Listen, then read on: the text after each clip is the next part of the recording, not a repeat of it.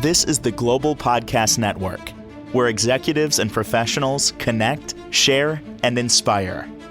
Stay tuned for the conversations that drive success.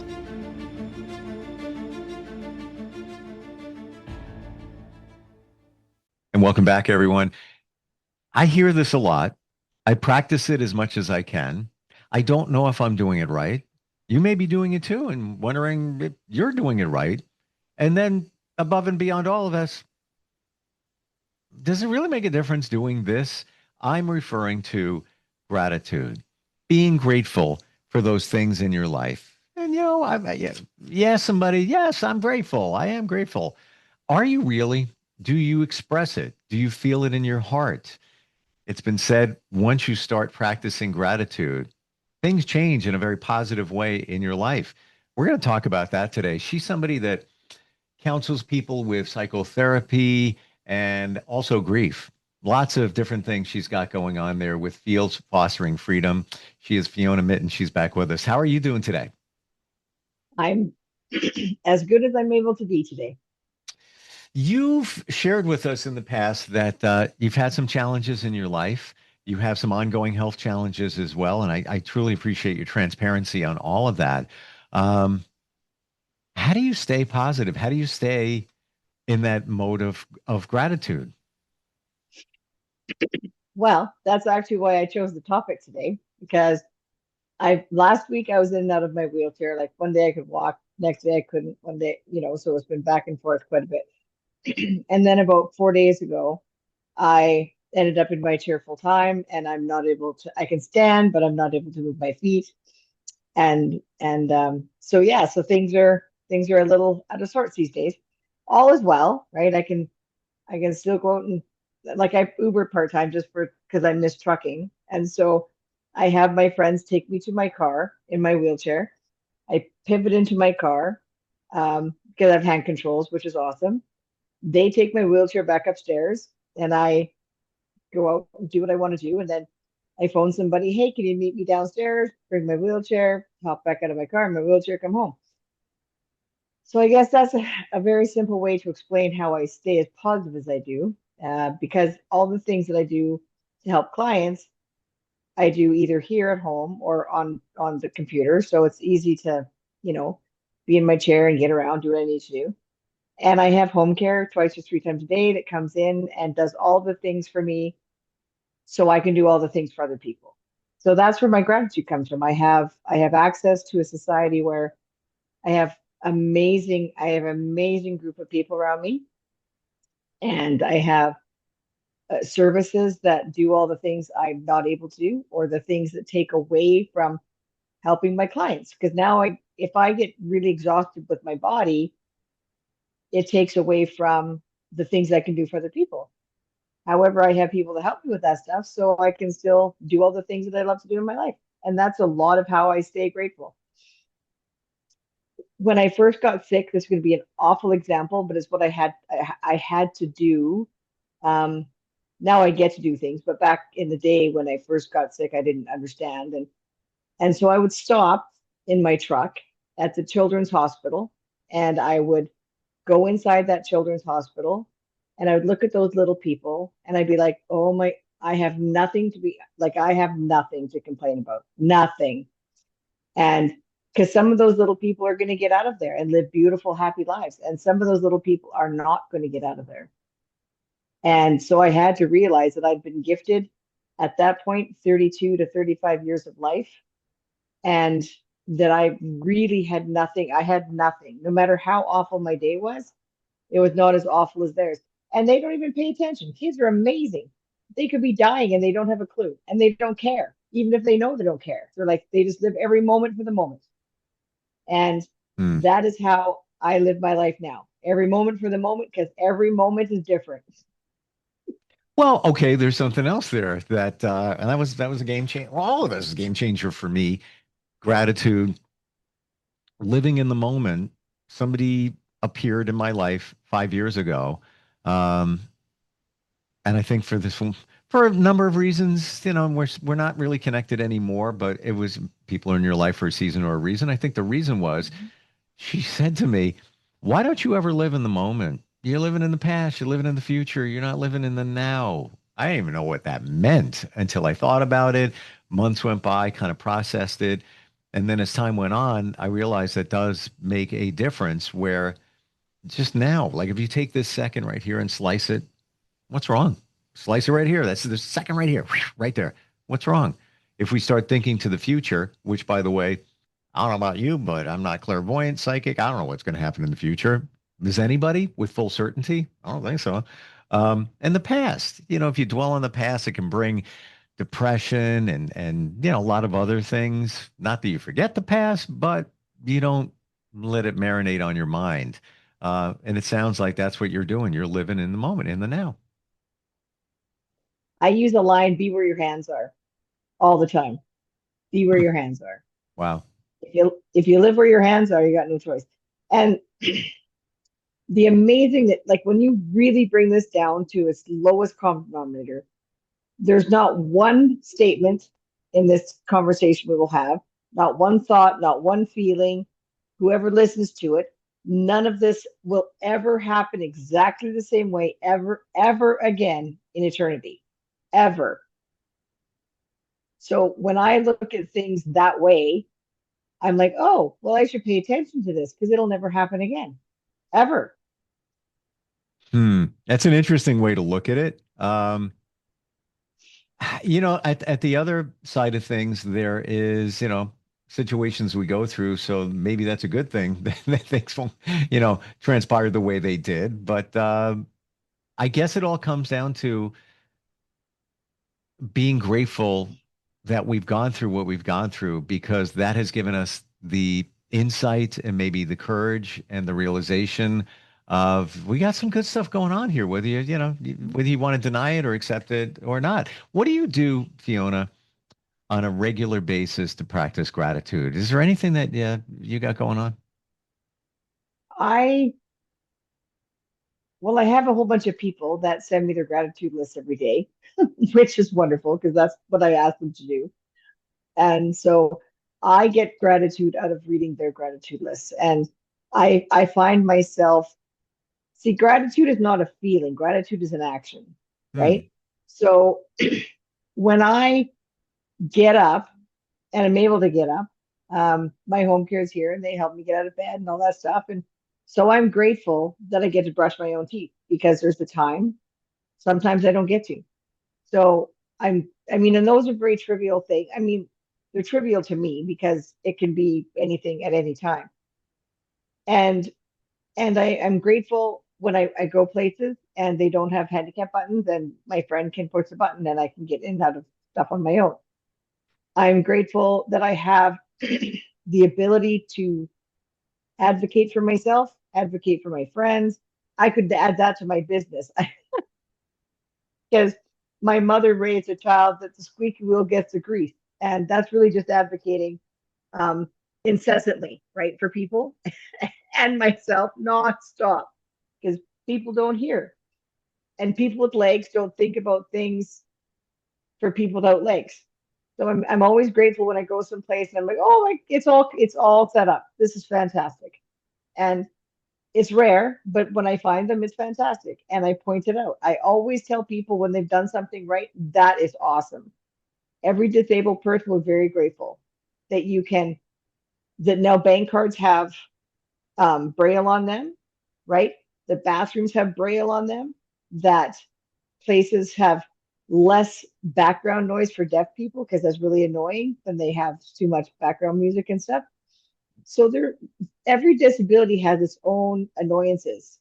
And it's beautiful that I get to have the awareness to point those things out to businesses and people when they make them evident. Hmm. And I get grateful every day when I wake up because like you said, none of us are guaranteed to tomorrow. Nobody. Do you keep a gratitude journal? Oh, yeah, absolutely. Yeah, I've been doing it Yeah. for quite some time. I'll miss a day here and there. Um,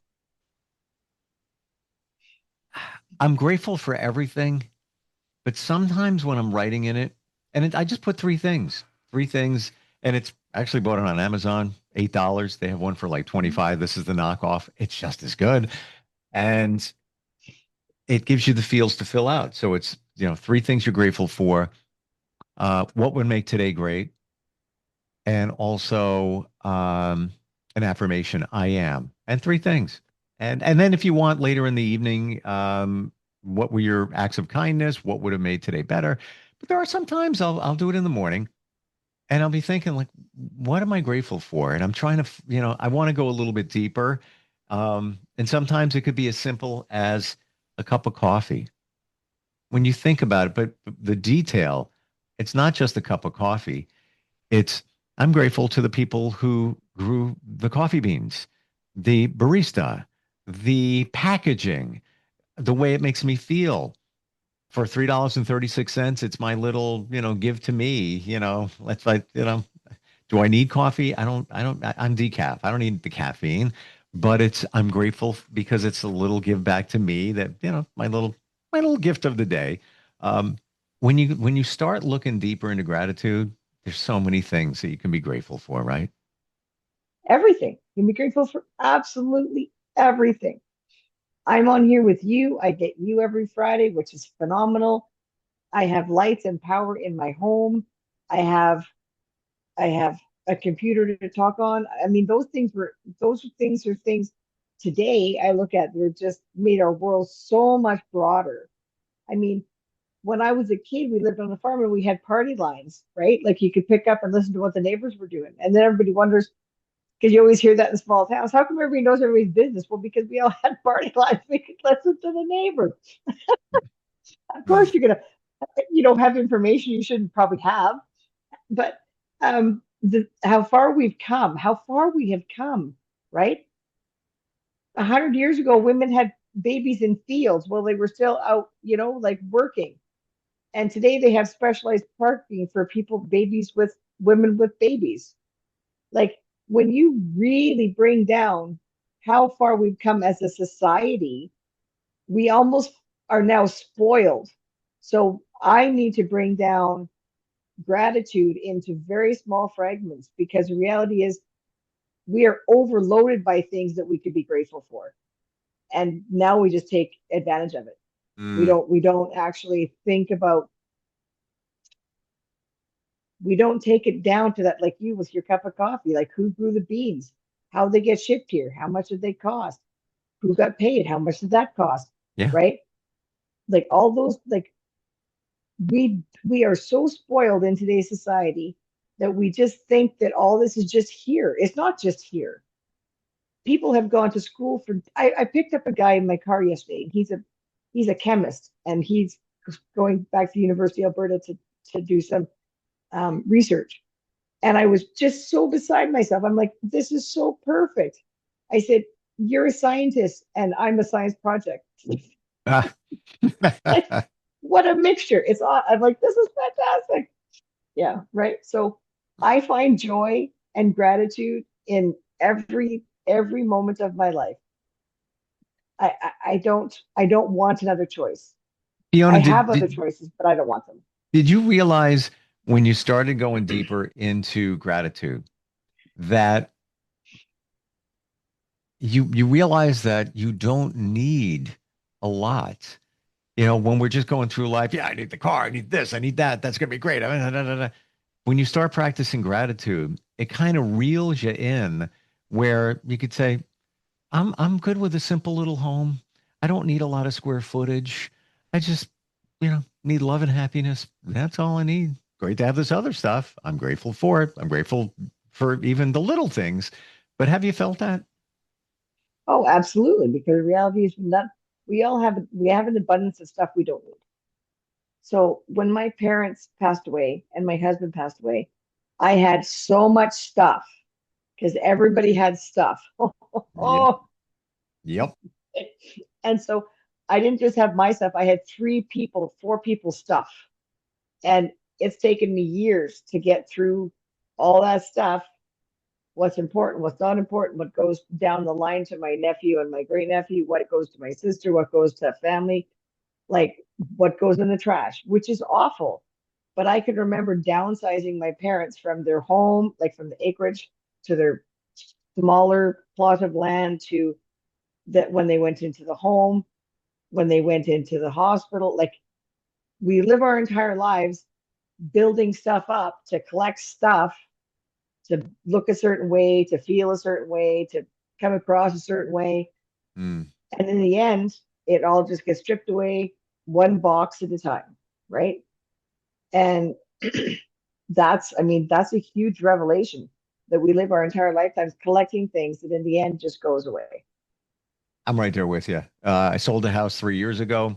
Was in between. I rent now. It's all good. I was looking, not the right time to buy here in the New York area. I put an offer on a house in the beginning. I'm like, went with my intuition, tap the brakes a little bit there. But the downsizing was amazing. And that was the realization where you don't need a lot of space. You don't need a lot of stuff. I love my garage. I will say that because I just, maybe it's a man thing, but I like having my stuff. And when I need to fix something, it's I go to it and that's it. But short of that, I, we don't need a lot. We don't need a lot in our lives. We think we do. We've been programmed to, but we don't. Do you subscribe to the notion that when you're grateful, the universe hears it and gives you more of it, or sets you on a path where there's more positivity? That's how I found all of this. All that stuff was taken away. Like, all my people were taken away. And I found the grief recovery method via sorrow, right? Like, and I don't mean people or stuff, but they kind of are. They come, I mean, I miss them, I talk about them, Yep. and that's all wonderful. But they were things that were in my life. There are people in my life, but they are now gone. They are not physically here. And having said that, Mm. they are kind of stuff, right? It's interesting you say that. Two things here. You say they're not physically here. Do you feel that you're connected to them in another way, energetically or otherwise? Absolutely, they're right here. All my people's ashes are in this heart. Yep. I wear them every single day, and I touch them and rub them pretty much continuous. I got you. I've same, and I'm gonna, this Yeah. sounds woo, but I've said it before, and I'm good with it. My mom passed 6 years ago. I ask for signs. I get them specific. I don't care what anybody says. I'll take it to the end.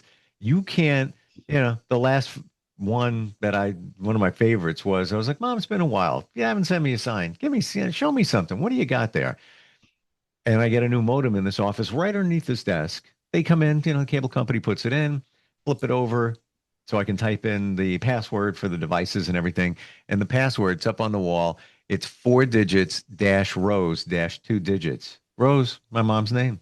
And that's one of many. And those digits, the numbers, I put them all together. I won't even get into it now. There was a meaning there. She was telling me something about my health, and she was right. And I could go on and on and on. I believe you ask, you're going to receive. You got to be open to it. You got to listen to it. And I'm skeptical. Like, people say, I saw a butterfly and that reminded me of. Fantastic. If that supports you, fantastic. I need more. So I get more. I've asked more. I get it. So yeah, I think, people and the object thing, that people are, do you look at it that way? Funny you say that because even an animal like your dog, a dog in the eyes of court is an object. It's not treated as a pet. It's an object. I'm not making that up, at least in the state No, of I New know. York. I think Yeah. it's everywhere too.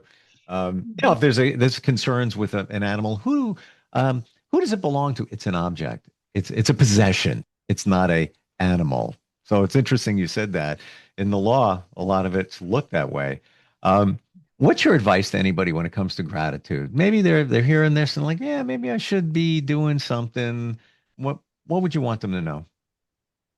Um, I have people that go out on a daily basis and they build a network of people to feed the homeless, to talk with the homeless, to ask them how they are.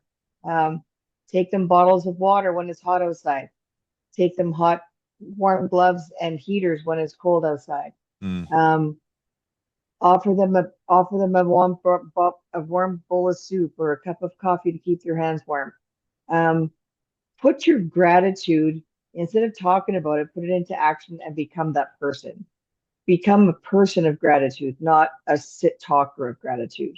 They are very different things, and that's just a fact. I mean, when I'm able to go out and help people because someone puts me in my car, that's fantastic. I get to go out and just talk to people, and it's amazing when you go and I mean, I know that not everybody's a prayer or a lay a hands on person, but I'll tell you, when I go out into the streets and I can I can I can pray with people that are just broken, right? Mm. Like just broken, and just love on them because they're people, right? Those things are huge. And so gratitude, I mean, if you don't have the time or the inclination to talk to and touch a dirty person, that's fine. I don't care about touching dirty people. Mother Teresa worked for decades running around working with nothing but dirty people and died of old age, right? Um, and a very wealthy woman. She had more than $2 million in as assets when she died, and she never lived on any of them, Mm. right? So anything she made, she gave away. So, and I mean, I don't want you to go out and be an angel. Just be thoughtful of other people. And if Yeah. money is your way of doing that, then do that, because all of those nonprofits that are out there require cash to buy the mitts, to buy the clothes, to do whatever they need to do. Now more than ever. Ever since, Now more since than ever. COVID, donations are down. And you know what? Closing thought here, say thank you. The Yes, every two single day. most wonderful words next to the three, I love you.